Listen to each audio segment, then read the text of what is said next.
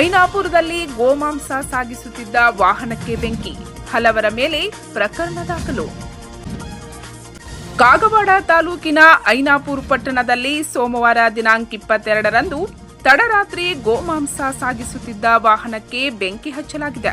ರಾಯಭಾಗ ತಾಲೂಕಿನ ಕುಡ್ಚಿಯಿಂದ ಹೈದರಾಬಾದ್ ಕಡೆಗೆ ಮಾಂಸ ಸಾಗಿಸುತ್ತಿದ್ದ ವಾಹನವು ಐನಾಪುರ ಪಟ್ಟಣದ ಮುಖಾಂತರ ಹಾದು ಹೋಗುತ್ತಿರುವಾಗ ಅದರಲ್ಲಿ ಗೋಮಾಂಸ ಸಾಗಿಸುತ್ತಿದ್ದಾಗಿ ಶಂಕಿಸಿ ಕೆಲವು ಕಾರ್ಯಕರ್ತರು ವಾಹನಕ್ಕೆ ಬೆಂಕಿ ಹಚ್ಚಿದ್ದಾರೆ.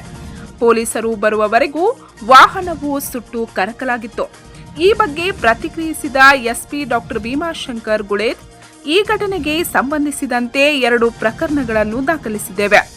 ಗೋಹತ್ಯೆ ಕಾಯ್ದೆ ಮತ್ತು ಪ್ರಾಣಿ ಹಿಂಸೆ ತಡೆ ಕಾಯ್ದೆಯಡಿ 3 ಜನರನ್ನು ಬಂಧಿಸಿದ್ದೇವೆ.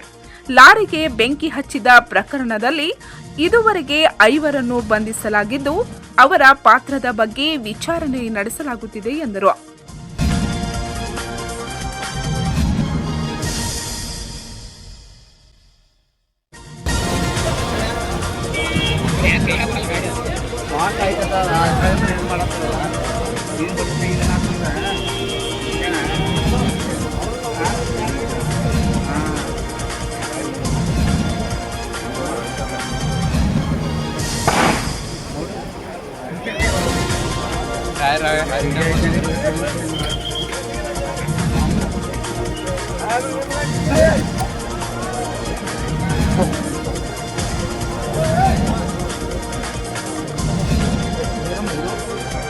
ಪಂಚ್ ನ್ಯೂಸ್ಗಾಗಿ ಐನಾಪುರದಿಂದ ಬಸವರಾಜ್ ತಾರ್ದಾಳೆ.